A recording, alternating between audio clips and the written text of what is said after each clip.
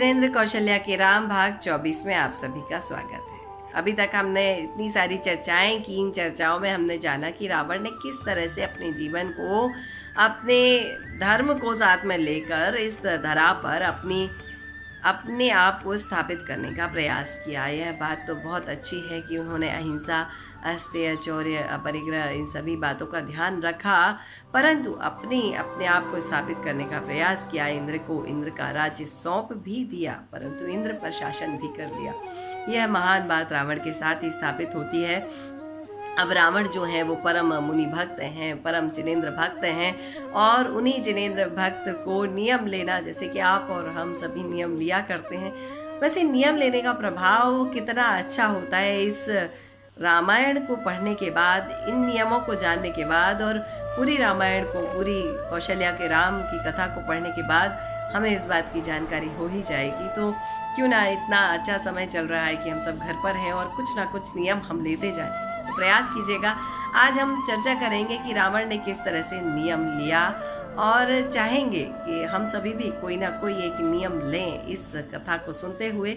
तो आइए प्रारंभ करते हैं इस बात को कि अचानक देवों को आता देखकर लोग समझ गए कि अनंत बल नामक मुनिराज को सुवर्णगिरी पर केवल ज्ञान उत्पन्न हुआ है। जब केवल ज्ञान उत्पन्न होता है तो उस ज्ञान का प्रभाव प्रत्येक व्यक्ति को मिलता है, पहुंचता है। इस बात को सुनकर रावण भी और अन्य लोग भी, यहाँ तक कि हनुमान, विभीषण, कुंभकर्ण और भी कई सारे राजा उधर मुनिराज के दर्शन के लिए पहुँचते हैं। मुनिराज की उस योग साधना के बीच में पहुँचते हैं, उस केवल ज्ञान के बीच स्वयं का ज्ञान प्राप्त करने के लिए, स्वयं का ज्ञान बढ़ाने के लिए पहुँच जाते हैं। मुनिराज के पास पहुंचकर रावण के कुछ प्रश्न हैं जो कि वह उनके मुनिराज के समक्ष रखते हैं। कहते हैं, हे मुनिराज, धर्म अधर्म का क्या फल होता है? उसका उत्तर मुनिराज बड़े अच्छे से, बड़ी सावधानी से देते हैं। फिर अगला प्रश्न होता है कि मोक्ष का कारण क्या है? इस प्रश्न का उत्तर भी उन्हें मुनिराज से मिल जाता है। तभी भानुकर्ण जो हैं, उनके जो छोटे भाई हैं, वह कहते हैं, केवली से पूछते हैं, केवली मुनिराज से पूछते हैं कि मैं नियम और उसके भेदभाव को जानना चाहता हूँ।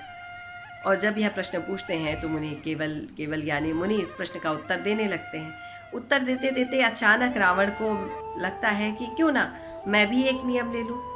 यह नियम सबसे अच्छा होगा कि मैं किसी भी स्त्री को, पर स्त्री को यदि वह मुझे नहीं चाहेगी तो मैं बलपूर्वक उसे नहीं छेड़ूंगा। इस बात के नियम का सबसे अधिक प्रभाव जो है उनके जीवन में पड़ता है। यह कथा आप सभी को कुछ ना कुछ ज्ञात है, और इस कथा की कई सारी सत्य घटनाएं कौशल्या के राम के इस चरित्र में हम बात करेंगे। अब भानुकर्ण ने नियम लिया कि मैं प्रातः काल उठकर जिनेंद्र देवों की वंदना करूंगा, पूजा स्तुति करूंगा, और उनकी पूजा स्तुति करने के बाद मुनिराज को, दिगंबर मुनिराज को आहार दूंगा। उनके आहार देने के पश्चात ही स्वयं भोजन करूंगा। कितना अद्भुत नियम! यह नियम कई लोग हमारे यहाँ पर लेते हैं। चूंकि गांव में या नगरों में मुनिराज नहीं होते तो कम से कम अपने घर के बाहर चौक पूरकर 10 मिनट के लिए जाकर खड़े हो जाते हैं कि कोई मुनिराज आ जाए, और उसके बाद जाकर स्वयं भोजन ग्रहण करते हैं। ऐसे नियम जो है बड़े अच्छे होते हैं। तो हम भी प्रयास करेंगे कि प्रतिदिन ना सही, किसी दिन, कभी कभी तो इस तरह का नियम हम भी पाल लें। तो वह ऐसा नियम ले लेते हैं। अब मुनिराज के पास हनुमान और विभीषण आदि ने भी गृहस्थों के कई सारे व्रत ले लिए, कई सारे नियम ले लिए। श्रेणिक ने गौतम स्वामी जी से पूछा, उस समय जो केवल ज्ञान के बाद में गौतम स्वामी जी थे, उनसे पूछा कि हे स्वामी, ये हनुमान है कौन, और इनकी उत्पत्ति कहाँ से और किस तरह से हुई है? इस बारे में गौतम स्वामी उन्हें विस्तार के साथ बताते हैं, और यह विस्तार के साथ चर्चा हम करेंगे अगले भाग में। तब तक के लिए मुझे आज्ञा दीजिए। प्रयास कीजिए कोई ना कोई एक छोटा सा नियम हम अवश्य लें, और यह नियम अवश्य पालें। तब तक के लिए नमस्कार, प्रणाम, जय जय।